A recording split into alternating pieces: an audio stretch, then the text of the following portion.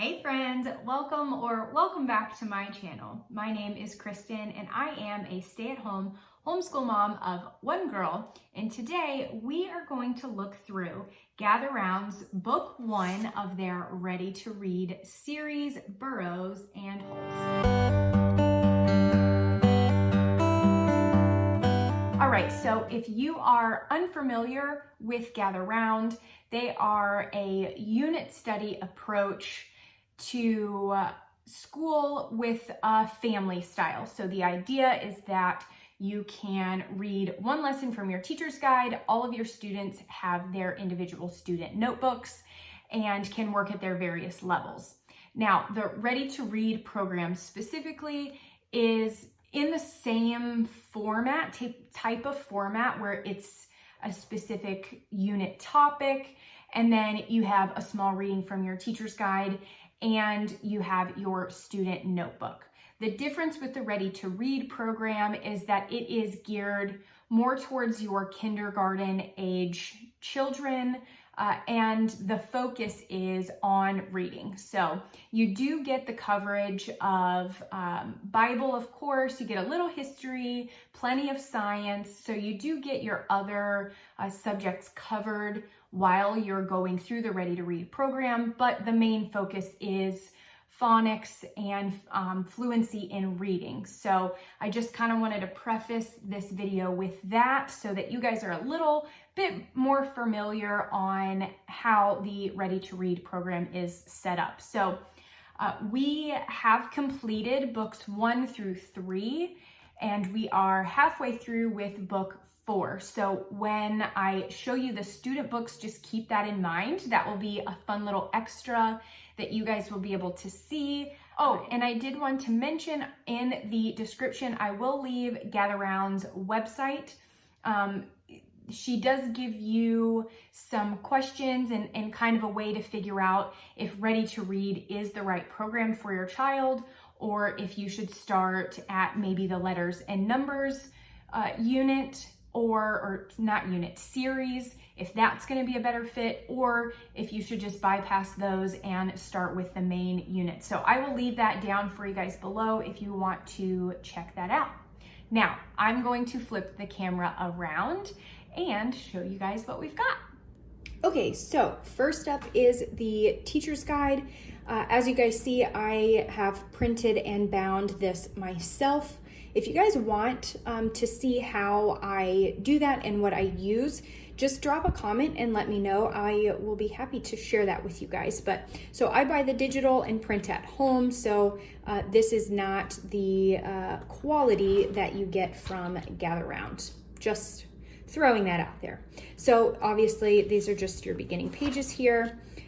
Every unit will have a note to the teacher, just gives you some information and background on Gather Round, how to use this book, Bible connections, kind of an idea of how much time it should take, about 5 to 15 minutes from your teacher's guide, and then about 20 to 30 minutes in the student notebooks. After having done 3.5 of these, that is a pretty accurate representation of how long it takes us to get school done. Here is your pages. So this is kind of an idea of what your pages will look like. This is from the student notebook. So as you see, you get word families, math, calendar, art, a mini book, Bible, science, and social studies. How long does it take? Again, a supply list. These are very, very basic supplies, which I appreciate. And then next you will have your scope and sequence. So it breaks it down per lesson, and then what will be covered in the teacher's guide, and then additionally what will be covered in the student notebook. So it does that through all of the lessons. I also want to mention this is set up for 9 weeks per book. So you have 36 lessons. So we school Monday through Thursday, and then on Friday is a review day, and so you will see that in here as we go through. Table of contents, and then this is the beginning of your lesson. So this is a quick overview for you so that you know what's being covered that week. It will tell you the science topic, Bible, language arts, math, art, and social studies. We'll give you the language arts focuses, and then this is always just a cool little extra. Here specifically is a lifestyle of learning. This changes each week. And so now we are on lesson 1, okay? So you get a good little checklist up here that you can check off as things are completed. This is what you read to your students. So this is your actual lesson. And then you get a Bible connection, and then you get review discussion questions. This is really nice for just confirming, understanding, and sometimes these topics, as you get into later books, these topics will relate to something that's covered in the student notebook, or additionally, maybe a question that's asked in the student notebook. So this is lesson 1. Then on to lesson 2, same thing, you read this section. This one does provide you with an optional extension activity if you'd like to. This is plant some seeds either outdoors or in your home and wait to see if the plants begin to grow. Okay, and then another set of discussion questions, and then your Bible connection. And it just will continue on for 4 lessons. And then you have your review day. Okay, so this is what we do on Friday. This normally takes us 10 to 15 minutes, no big deal, and then we're done with school for the day. So just gives you a little recap here, a couple questions to ask, and then it does give you a fun optional activity that you could include, and then a prayer. Okay, and then now we're back on to week 2 with its overview. And instead of the lifestyle of learning, this week it's life skills. Of course, these are optional, but it's just a fun little extra that is included. And then we are back to week 2. So lesson 5, and then it just continues through.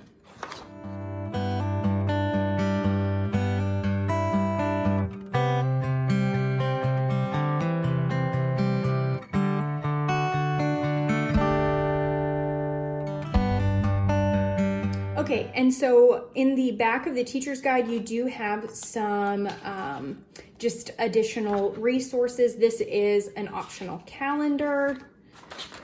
Okay, several copies of those. And then you get flashcards. Obviously, you can see we didn't really utilize the flashcards because we just didn't. I don't really have an answer for that. That's something I guess maybe I need to work on. But so you do have flashcards there, and then life cycle of an ant, a glowworm, and of course the pictures are just beautiful. And then some cutouts. Okay, and so moving on to the student notebook, you will see I bound at the top just so that I didn't have to worry about the binding here in the middle as my daughter was trying to write. I didn't want that binding to get in the way since we still are working on handwriting. I didn't want that to be a hindrance. So just bear with me as I kind of flip through. I will try and show you the opposite pages, but you'll see what I mean when we get there. So this is your student's notebook spot. They can write their name. Of course, they get their own letter from Rebecca. And then both pages, you can see that.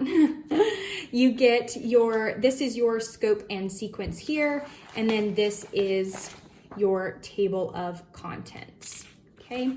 And again, remember, this has actually been completed. We have finished this, okay? So your phonics pages will look very similar. They will all kind of have this format of giving the sound and then giving you the words in that letter and that sound family. And then it'll give you some sort of blend friend. So sometimes it's consonant, sometimes it's other things. Okay. This was a math page. They're just reviewing counting. And we did like little Cheerios here, I think, actually. Here is an example of a Bible page. So just reviewing the Bible connection that we had made during our lesson. Color it. Which one would you choose? Okay. And then another language arts page, cut and paste to match. Oh, skipped one. It's kind of difficult when it's already been done. So this is sight word practice. So this week the sight word was the. So a trace it, a write it, a circle it, color it, and then cut and paste. This was really, really great introduction because as the books have progressed, this has become a little bit more difficult, but it's the same kind of ideas, and so my daughter's been able to follow those really well. Okay, and so this was one of the little flip-through books. And then another math page. Shapes and patterns. And another sight word review. And then writing and drawing, cut and paste. So I will just flip through, show you guys a few more pages, just kind of as the book progresses.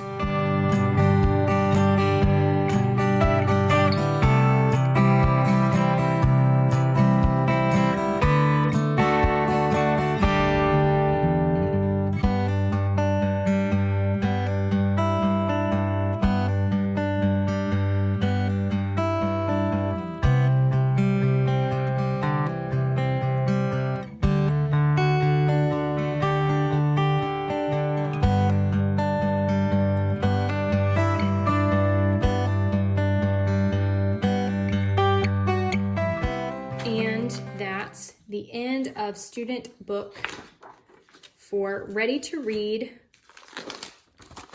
Burrows and Holes. And so that's just a quick peek inside the Ready to Read Book 1, Burrows and Holes from Gather Round Homeschool. I hope you guys found this helpful. I know for me, I prefer to see the inside and see what it kind of looks like. And I hope that the student book being completed kind of helps you get an idea also of how the pages are supposed to be completed, because sometimes seeing a flip through and it not being finished leaves you a little unsure of what the material is actually asking for of the child. So I hope that helped a little bit. Thank you guys so much for watching as always, and I will be back very, very soon with a flip through of book 2 at the pond. I will talk to you guys soon.